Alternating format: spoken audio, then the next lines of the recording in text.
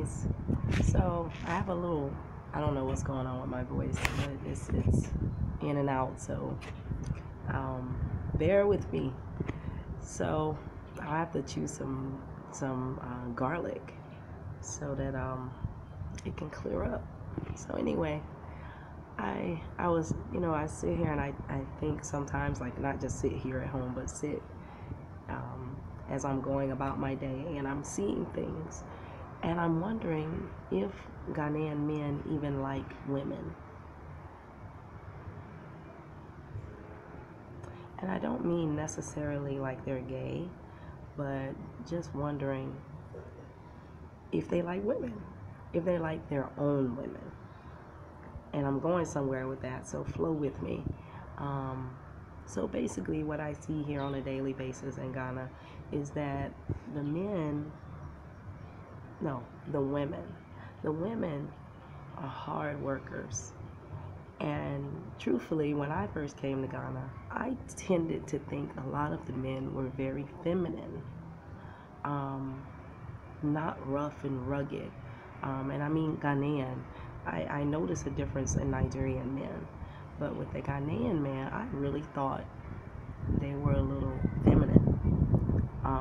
They'll be more tending to their outward appearance.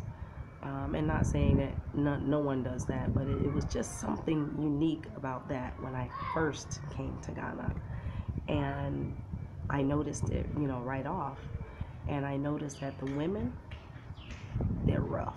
Like they're the tougher ones.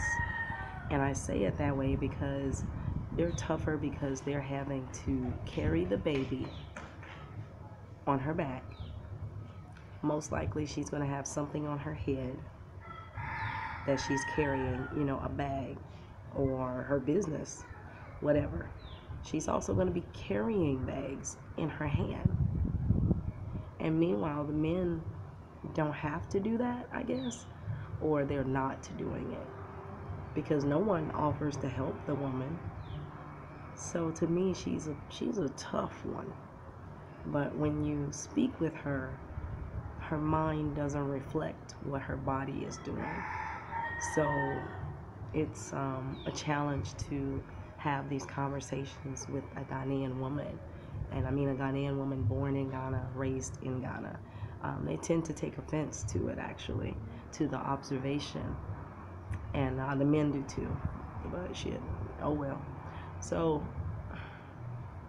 yeah, my thought process is when you walk down, like I was saying in another video, for some of the streets in Ghana, they're not really streets. They're not paved. There's nothing aesthetically pleasing about this particular street or lane.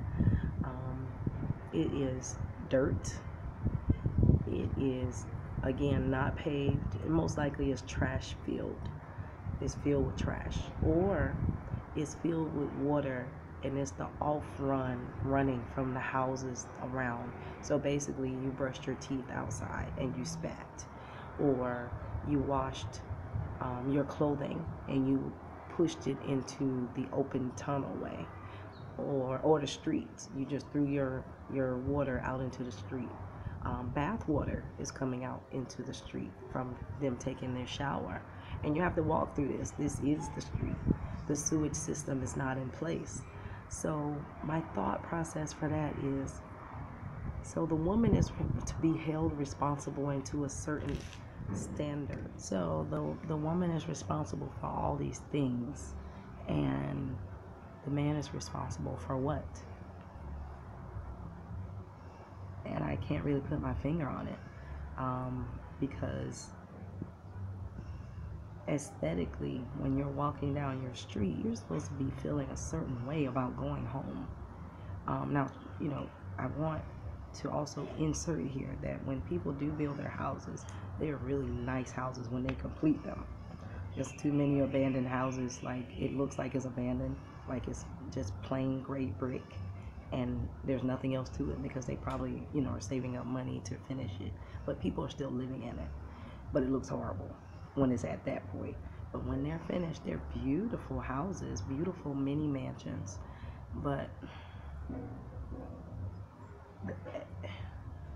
I can't even quantify how many houses or mansions that is, but in the grander scheme of things, what do Ghanaian men really like women?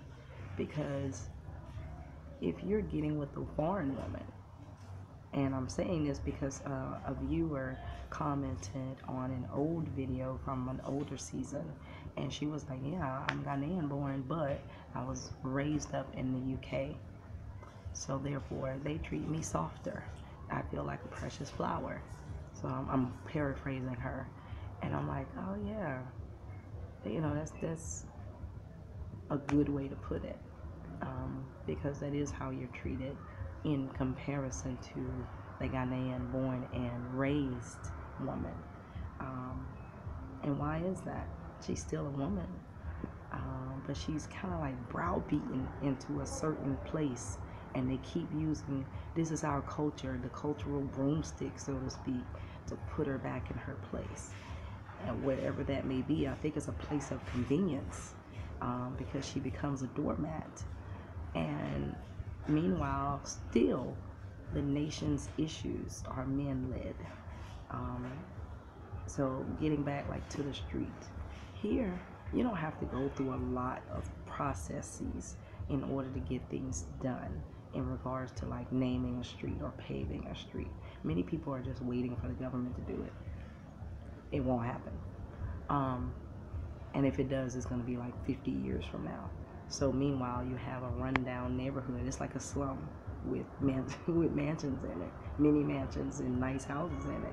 So you don't know what's happening until you get into the gates of the person's house. Anything outside the gates, they really is shitty. So anyway, my point was with the roads, the men could, if they really wanted to, they could all get together and say, you know what, we live on this street, so therefore we're gonna pave it or find a way to compress it so that it's not just dirt. And when it rains a lot, it is a soup. It's a muddy soup of a wannabe road. So nothing can happen on that until it dries up. And they go through this every season. So why don't the men get together and say, let's make this look better, or let's make this work better? But they don't seem to be doing that.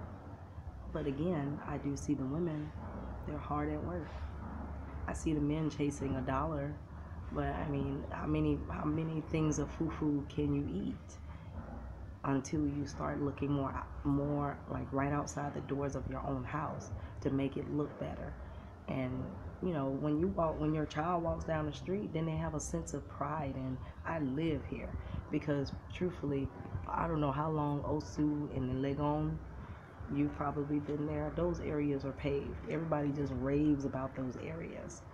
But damn, that means the rest of Ghana can't grow? That's like only maybe 10 streets, 20 streets at most that are paved and they look presentable at the very least. Well, I think it's going to take some do-for-self attitude to get the rest done.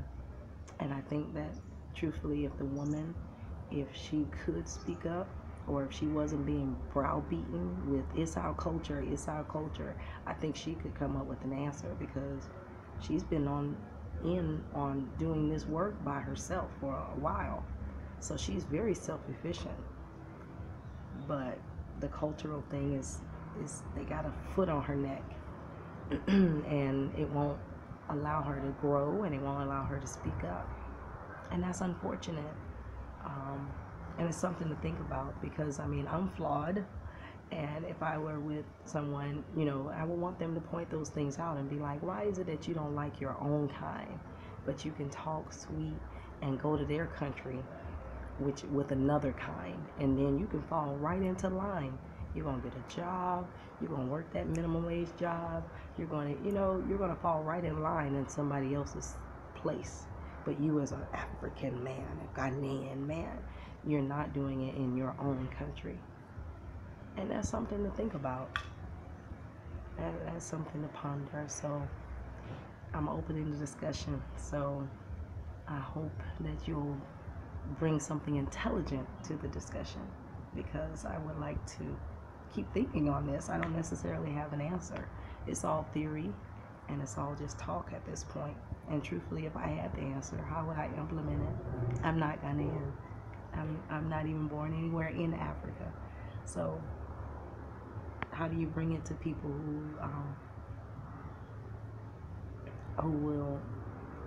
it's a funny step there where you can fall on your face, but it would bring so much improvement, and not in a way where you get rid of your culture, but in a way where your aesthetics are more pleasing. So what say you?